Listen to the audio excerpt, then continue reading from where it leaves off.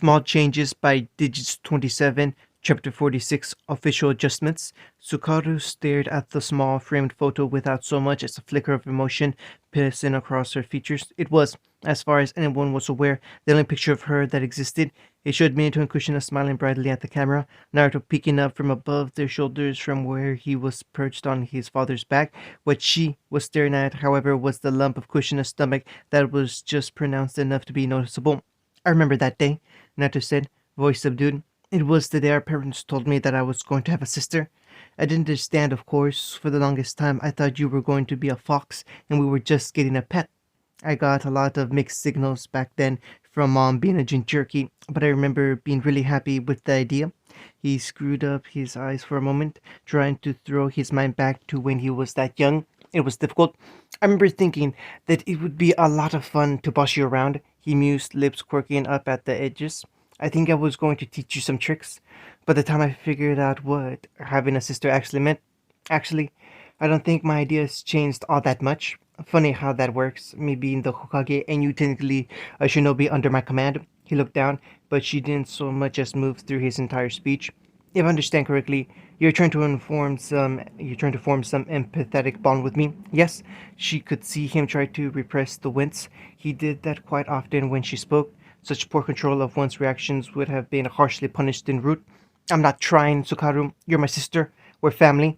That is the part I do not understand. What does us being biologically related have to do with any affections or special considerations?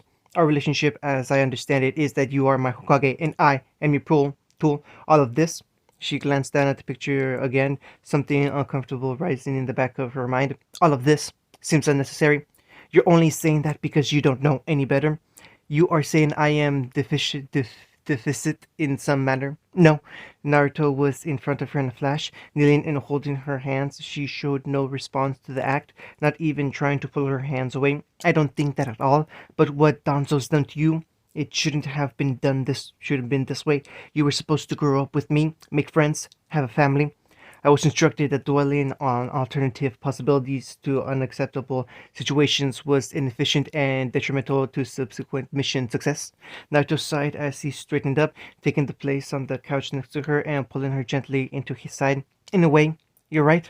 Sukara wasn't sure what to make of the situation. Nothing in her training had ever prepared her for this. However, when that strange slithering feeling rose in her stomach again, seemingly a reaction to the warmth of the body next to her, she knew to crush it down. That was always the response. Feeling was weakness, emotion a distraction. Her training hadn't been put to such extensive use since she had put a sword through the boy that had truly been her brother.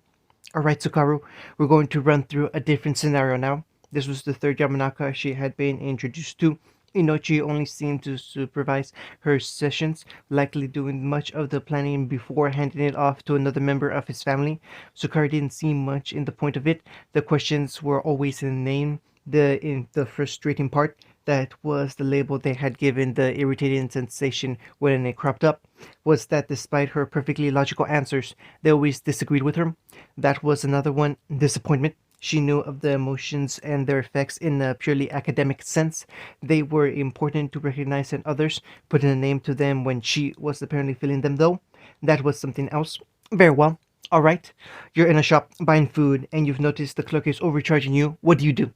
Sukaru kept her face restrained, but could feel the first flutters of irritation. It was like a phantom burn at the back of her mouth. That was how she remembered it. What was the purpose of this? En route rations had always been provided as needed. It was a much more effective system than acquiring the food for others, so she settled her thoughts and instead pretended she was on a mission. Strange occurrences often happened on missions. I presume I do not have the money to afford the overpriced food.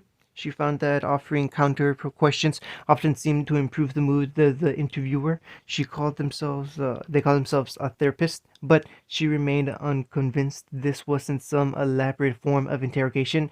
She personally believed Ruth's methods to be far more succinct and effective.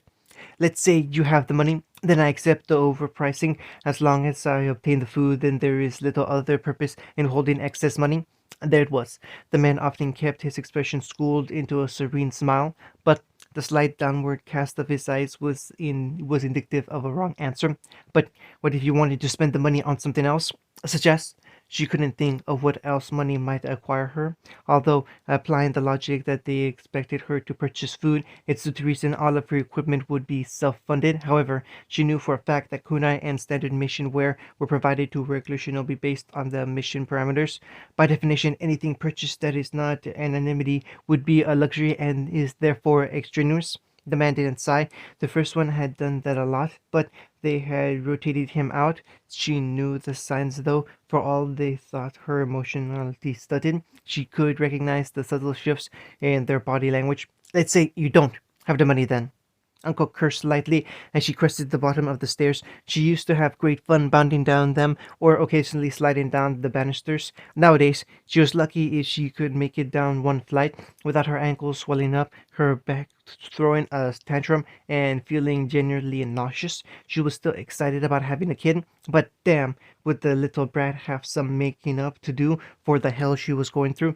One of the few upsides about this was having a partner that could teleport. Honestly, even she was disgusted by some of the odd cravings she'd been having, but having someone who could effectively go anywhere in the country to pick up whatever she needed was a blessing.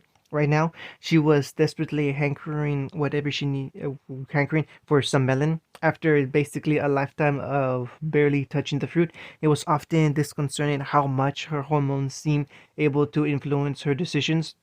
She paused in the living room, observing the thatch of messy blonde hair poking up over the back of the couch. She tried her best to be tolerant of Naruto's little sister. She was supportive as possible over all this, still able to remember a time when the loss had been a fresh wound to the redhead. She couldn't deny, though, that she found the girl's tacit lack of outward emotion more than a little creepy. She sighed. Naruto clearly wanted to be there for his sister as much as possible, but he was still the Hokage and couldn't spend too much time away from the office. That left Tsukaru alone much of the day. She mostly pottered around the house aimlessly. Often, though, she just sat there on the couch, hands folded over each other as she stared at the wall. It would be mistaken for meditation, but Uncle knew what meditation looked like. Tsukaru just sat there, doing nothing. Never thought about getting a hobby? She asked, unsurprised when Tsukaru didn't seem startled by her presence. The creak of her coming down the stairs was enough of a giveaway. What do you mean? She waddled around the couch, settling into a big plush chair that had increasingly become her happy place over the past few months. You know, something to do during the day when you can't be around other people. I've been prohibited from training until my evaluations are complete. She rolled her eyes.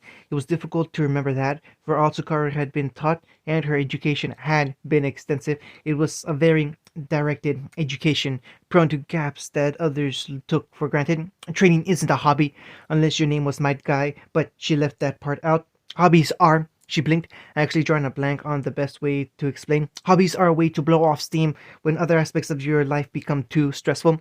Operatives are encouraged to engage in physical activity when unduly stressed, and you're back to training. You've got the wrong end of the stick, kid. Hobbies aren't something to do towards any specific goal. It's something you do for the pleasure of doing it. I assure you, assume you do not mean the generic satisfaction of completing an assigned task, such as becoming competent in a new technique. No, I mean actual pleasure. For instance, I enjoy a good tea ceremony and have spent a lot of time learning how to perform many varieties. I do this because it's relaxing, not because I'd get any particular utility out of it. I can't think of many useful skills the knowledge of tea ceremonies provides. Uncle clicked her tongue irritably. How can I put this in a way you understand? Her fingers drummed a rhythmic beat on the armrest. I assume they made you pretty good with kunai en route. All operatives were required to have adequate skills with a number of different weapons. I personally had exceptional skills and accuracy with shuriken jutsu. See, now if I didn't know you any better, I'd assume that was a hint of pride poking out of your mask. Zukara said nothing to this, just staring at her blankly. Right, so you can hit a target. That's a useful skill. Do me a favor and grab some of those rubber balls Naruto keeps in his study. I was specifically instructed that the study was off limits. I cannot disobey an order from the Hokage. It breaks the chain of command. Uncle grinned, hauling herself off the chair only to plop down next to the girl, wrapping an arm around her shoulders. But you're his little sister, and little sisters always disobey their big brothers. He wants you to be his little sister a lot more than he wants you to be he wants to be his a lot more than he wants you to be your Hokage, right? Sukaru just nodded. He has made that clear. Good. Then go get the balls. The slightest crease appeared in Tsukaru's brow, the closest she came to showing anything. After a moment's thought, she stood and hurried up the stairs, returned moments later with a box of rubber balls. This feels irregular. That's the spirit. Now watch them closely. She grunted slightly as she leaned forward to pick three balls out of the box, saying, "Can you see the utility in this?" As she began juggling the balls with adroit skills, Sukaru watched carefully as the balls exchanged hands, moving up and down as Uncle played with the throwing height. I could see how the exercise would improve hand-eye coordination and dexterity. You're thinking too mechanically. Can you see any inherent use in the act itself? No, it seems to be a pointless display of debatably useless skill. Good, Uncle chirped happily, suddenly redirecting the balls and forcing Sukaru to catch them awkwardly. Now you try. Sukaru stared at her spectacularly, which was more of an expression than she usually had. And this is a hobby? The woman shrugged. Hobbies are usually extensions of a pre-existing skill or interests that, in of themselves, don't serve any inherent point other than improve the skill. You're good at throwing kunai, ergo, you should be pretty good with juggling. The blonde looked back down at the balls and tried to copy Anko's movements, only serving to quickly scatter the balls around the room and earn a laugh from the older woman. She wasn't sure what the feeling was that flamed up inside her, but for once she didn't clamp down on it. It felt appropriate. Her eyes narrowed in impressively as she pulled three more balls from the box, trying it again. This time she managed to catch the balls again, but forgot to continue the maneuver. After a few more attempts, she was quite casually juggling all three balls in exactly the manner Uncle had shown. A very different feeling resulted from that. A bayonet, a bubbly sort of feeling. That one's called pride, Uncle noted with a small smile. Sukara hadn't even noticed the tiny smile she now wore as she avidly threw and caught the balls in their rhythmic pattern. Is that the purpose of hobbies? To conflate a simplicity, a repetitive task with a system of personal reward. Her tone might have been edging on curious. In part, Uncle agreed, pulling another ball out of the box with a grin and throwing at the girl, immediately destroying her rhythm. That felt unnecessarily disruptive. It's what it's If that's your way of saying you find me annoying, you are learning. Uncle shot back, motioning for the girl to pick up the balls. Now do it with four. When Naruto came home a few hours later, not a moment later than he could, he found a curious sight waiting for him. Sukara was stood in the middle of the living room, couches and table pushed towards the walls, surrounded by rubber balls he used to train the Rasengan. Her face was set into a mask of concentration as she carefully balanced the juggling of five balls at once. Her eyes tracked rapidly in time with her hands until she threw one a little too high and upset the balance. She caught four of them, but the fifth bounced off its brother and went careening off to the other side of the room.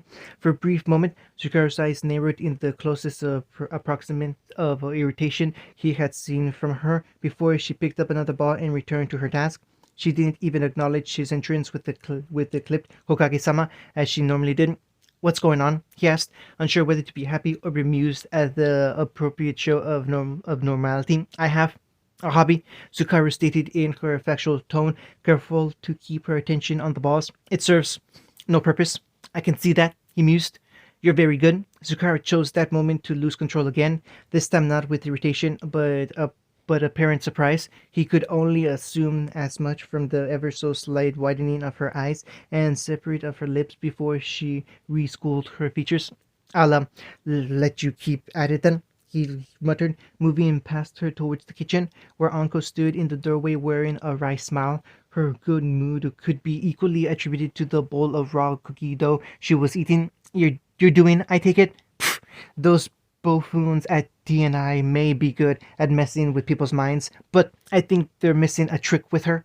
They're trying to rehabilitate something she never had in the first place. She just needs time to discover all of the things she might have had. She looked up and planted a quick sugar kiss on his lips. Who understands being childish better than me? Can't argue with that, Naruto replied, turning to look back at his sister with a fond smile. He jerked in place a moment later, suddenly rushing towards the stairs. Where are you going? Uncle called after him. Are you kidding? I'm getting a camera. Sukari tried to maintain a light, airy smile as she walked through the village. It didn't matter. It didn't match her inward feeling in the slightest, but she had been recommended by her therapist, not that she openly used the term, to try emoting a bit more. In her experience, though, people seemed to dislike it when she walked around scowling from her irritation. It really was rather backwards, in her opinion. They wanted her to show her emotions, which was the reverse of everything she had been taught growing up. But people clearly didn't like seeing the negative ones, so a slightly forced smile it was. She was somewhat proud of it, at least she thought she was. Nailing down the specifics of her feelings when they came at her effect erratically was still difficult, but she had practiced this smile in the mirror over the past few weeks, and she figured she had it down pat. People certainly seemed more accepting of her occasionally slips when she smiled at them, although occasionally it landed her in situations such as this one.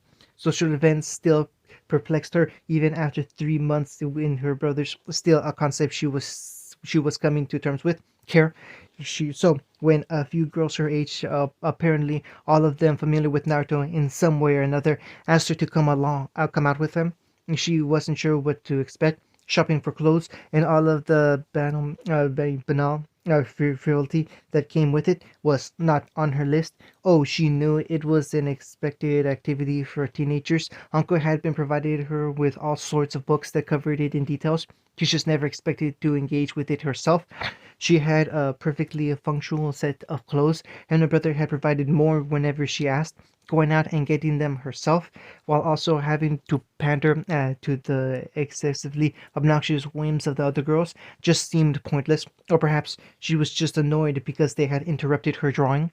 When she calmed down from his excitement over her juggling, Naruto was beyond enthused to introduce her to a whole swath of potential hobbies. Few captured her in the way the juggling had. She was now up in nine balls and nearly that many in kunai, but she found something interesting about sketching. The complex relationship between capturing an object with her eye and transferring it to the page just appealed to her. Somehow, she now had almost an entire sketchbook that seemed to show a sort of condensed time lapse of a normal artist's career. She already had the excellent hand-eye coordination, so it was more about the various techniques that best translated what she saw into what she drew. She especially liked birds. They had just an interesting shape, and their feathers presented the latest challenge in layering her shading so that you're doing it again, Tsukaru. A voice to her right suddenly cut into her thoughts. If you keep spacing out like that, you'll walk into a wall. The blonde didn't bother turning to face the purple-haired girl, easily the most annoying of the trio in her opinion, if for no other reason than she talked the most. It's unlikely that I will walk into a wall. It's common route procedure to learn to navigate changing environments with a blindfold. If anything, the manner in which you turn to talk to me will see you falling prey to such an incident. Well, if you didn't say it in such deadpan, I'd almost take that as a comeback, I said, taking the parent jib in a good humor. She's so right, spoke up, wearing a smirk as easily as some might a scarf. I'm surprised you haven't tripped over your own feet or that ridiculous sword already. It's not ridiculous, it's my sister's, she answered defensively. I just haven't quite grown into it yet, it's all, although she was noticeably more conscious of her own feet as the quartet maneuvered through the bustling crowd. You never did say why you switched, Sakura added. I thought your old sword was fine. It was more of a practice sword, too light for the style I use now. Better to adapt to a heavy sword you can grow into than using a succession of swords that quickly become too light. That is indeed how operatives are encouraged to train en route. Sukaru agreed. She found that if she occasionally added to the conversation, no matter how banal or redundant, the people harassed her less to engage more deeply. See, she gets it. Well, sorry if Sakura and I aren't clued into the mystery world of Kenjutsu. We have more interesting pursuits than swinging a metal bar around. We'll see how interested my metal bar is when it's embedded between those precious lumps of yours.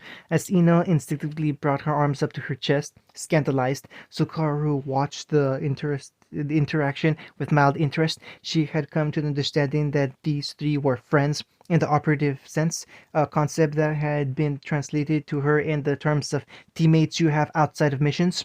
However, between their instigation marks, vocal disdain of one another, and general lack of cohesion that would be fatal on a mission, she could see no truth to this. Their obsession with their appearances was also absurd. They each had the lean, lightly muscular figure born of their profession, modified only by generic factors such as height and metabolism. In absence of strong differences in that regard, it seemed the breast size was their preferred method of differentiation. Zukaru herself had taken to the practice of binding her chest when they had grown large enough to start impeding her maneuverability even slightly. On the other hand, she understood the technical advantages to the kind of figure Ino had that was more reliably attractive in a seductive role. It all seemed so pointless. So, Sukaru, have you spotted anything you like yet? Ino asked suddenly enough that Ame very nearly did trip over her feet at the sudden turn. I still don't quite understand which aspect of the clothing aesthetic I am supposed to prefer. The color seems arbitrary, and when I try to argue for utility, I am told those choices are drab or whatever for whatever reason. She mimed the quotation marks as she had seen some people do to emphasize points. She was still working on the subtler intonations that were slowly being drilled into her. Eno clicked her tongue and rolled her eyes lazily. It's not about which clothes you're supposed to prefer. You just choose whichever you like or would look cute.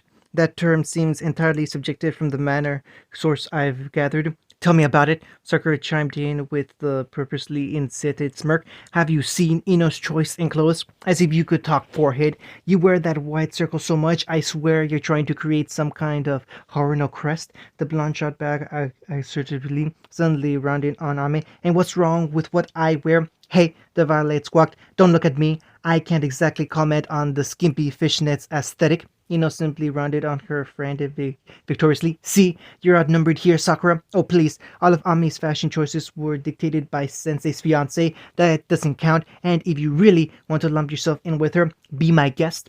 Don't insult Uncle Shishiwa. How would you like it if I made fun of the pair of tits that calls itself your boss? I damn well like to see you try. I'm curious what color you'd make as a smear on the wall.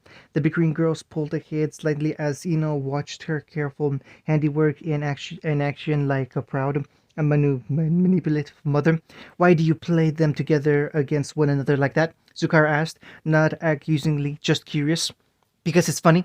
Ina replied easily, flicking her hair back over her shoulder with a little playful smile. Of the many people Sukara had been forced to come acquainted with since the dissolution of Root, Ina was one of the hardest to understand. She controlled her features so as well as any Root agent, but used it to display emotion rather than suppress it. It made for a fascinating case study for how people expected her to act. I thought you were supposed to be friends. The platinum blonde just gave her a bemused little smile. What are you talking about? We are friends. Sakura is my best friend, and Ami is always fun to hang out with. Then why purposely use their insecurities to cause undue friction within the social circle? Ino didn't seem fazed by the frank question. Why do friendly shinobi spar with one another? Practice. Friends banter like this because it forces our minds to be quick and it creates a non-hostile environment of competition. When Ino talked like this, she sounded a great deal like Sukaru's various Yamanaka counselors, and she suspected this was purely for her benefit. You told me about your hobbies, remember? It's kind of the same. We can derive harmless satisfaction from winning at this verbal sparring, with the shared understanding that we don't particularly mean what we say, although splicing in an element of truth always adds to the fun. She gave the shorter blonde a sly wink, but that's reserved for the advanced players. Sukaro figured that as long as Ino was behaving like a therapist, she could treat her like one. I still don't understand the purpose of these social outings, though. If the only purpose is competitive satisfaction, wouldn't your times be better served engaging and practicing a hobby to the same end? Ino nodded patiently. It's not just about that. People naturally fall into friendships out of a shared desire for companionship. Engaging with trusted individuals is extremely important for the psyche as it provides outlets for anxieties against a reliably frank and honest source. It depends on the kind of person you are, but that's somewhat of a heated topic of debate in my family. My dad has a lot of theories about categorizing personality types. But then how can you be certain a person can be trusted? That was something Sukaro had never been prepared for. The very basis of her training was the core idea that nobody could be trusted, not even other root agents. That mutual understanding kept them all in check and as mission efficient as possible. In short, you really can't. But basic social reciprocity creates a sort of safety net. The more good you do for somebody else, so the kinder you are to people, the more likely it is they will return the favor on the then some assumed basis that you will in turn return the favor and continue the cycle. It's one great big enormously complex goodwill system, a kind of selflessness in the more cynical manner of looking at things. I'm a bit of a realist myself, but I like to think there's some inherent good in most people, even if certain slackers strain my personal goodwill. Sounds difficult. At least, allowed the girl a more sympathetic look. Most people don't exactly have your handicap. They learn it instinctively via their upbringing, but that doesn't mean it's impossible to teach. An important anchor for you is your brother. Hell, I don't know the Kokage very well, but I know for a fact that he loves you. Let him, and I think you'll begin to understand what I'm talking about. Sukaro looked down thoughtfully at that. Thank you for being frank with me. Others are rarely so candid. Again, gave a careless shrug. It comes with being from a family of mind readers. You pick up the specific methods you need to get through to different people. Her expression expertly transitioned into a sly grin. Consider it a warning. I won't be pulling my punches anymore, so I advise you to learn fast if you want to keep up. Sukara just nodded, feeling that competitiveness she had first learned with those juggling balls. I think I understand. She looked forward and called out to the bickering girls ahead of them. Ami, your hair is inappropriate long and will inevitably act as a liability in a fight. It is also a silly color. All three of the other girls paused in total silence, each of them turning to stare at Sukaro. She just about managed not to balk under the sudden scrutiny until Ino chimed in. You heard the girl. That mop's going to be some guy's handhold one day. Faced with the more familiar aggressor, Ami reverted to a scowl. Yeah, you'd know all about that, wouldn't you, Ino? Well, if you can't handle my hairstyle, maybe you should copy your mentor more than you already do and go for a full pineapple. I bet Shikamaru would be happy to induct you into the club. Sakura couldn't resist adding, earning a laugh from all three girls and a perplexed look from Sukaru as the conversation turned to a considerably lighter and less inflammatory topic. Ino gave her a little nudge from the side and a conspiratory smile. You'll get the hang of it eventually. It would only be later, when she was thinking back to the events, that Sukaru would realize she hadn't had to force herself to smile. Naruto scrutinized the papers in front of him with the meticulous eye he usually reserved for experimental seal designs, the kind he couldn't afford to make a mistake with. Whoever was writing up May's trade agreements was a tricky bastard with their wording. Already he had found three potential loopholes to various clauses that he would have to amend to make sure Kiri didn't accidentally gain exclusive rights to the waters around Wave Country. He would be handing over his notes to Hiruzen later on. All the same, the man could spot legal meandering a mile away, but he still wanted to try this himself first. He couldn't lean on the Sandame forever. The man was already winding down his role in the running things, enjoying longer, more relaxing days with his family that he so desperately deserved. The man had even taken up painting, although Naruto was loath to admit that he wasn't terribly good at it. Who was he to fault a man the small comfort in his twilight years? Mostly, he was just happy to see the man playing with his grandson before Konohamaru became a genin and went through the inevitable states of being too mature for his Jiji.